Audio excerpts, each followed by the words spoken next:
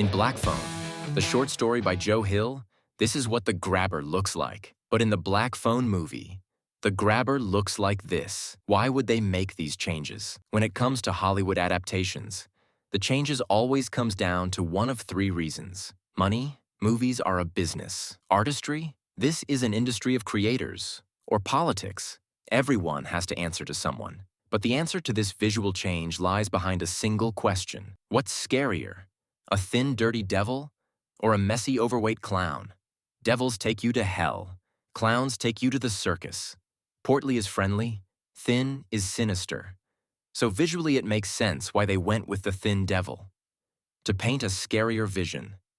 Every artist knows what people see, controls how they feel. This is horror. So the feeling we want from you is fear. This is an artsy move all the way. But why would they swap from tarot cards and the occult to Jesus and Virgin Mary cards? Why would filmmakers make these changes to Finney's sister? In the movie, her name is Gwen, and she's a little sister. She has premonition-like dreams that give her sight beyond sight, and she channels her visions using a cross and a prayer. But in the short story, Finney's sister channels her gifts with tarot cards and occult practices. Why would filmmakers do this? Is it for artistry, for money, or for politics? Does this change make it a better story?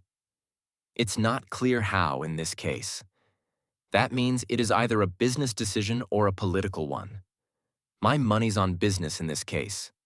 The occult is cool and all, but no one moves more dollars than Christian churches. Then again, the church also has political power. It could be both. When your dad is Stephen King, it's not surprising that Joe Hill would write a short story like Black Phone. It's got that vibe like everything is normal except this one spooky supernatural element, which is exactly how both the short story and the movie end. No spoilers. Let's just say the ending deals out some supernatural justice. When Finney conquers the kid-snatching villain, named the Grabber, he uses that Black Phone to deliver that supernatural justice, but that's where things end in the short story. Full stop.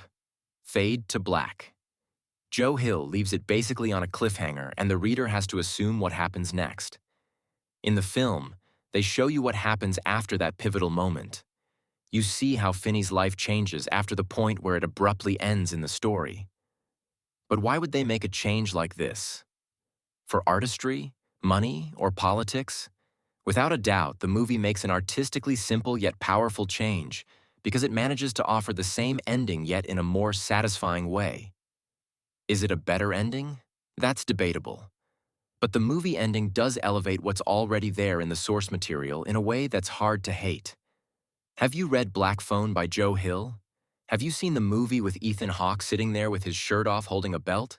You're in luck. Black Phone 2 is out as of November 2025. Follow the LitFlix show for more fun with literary works adapted into movies we love to see.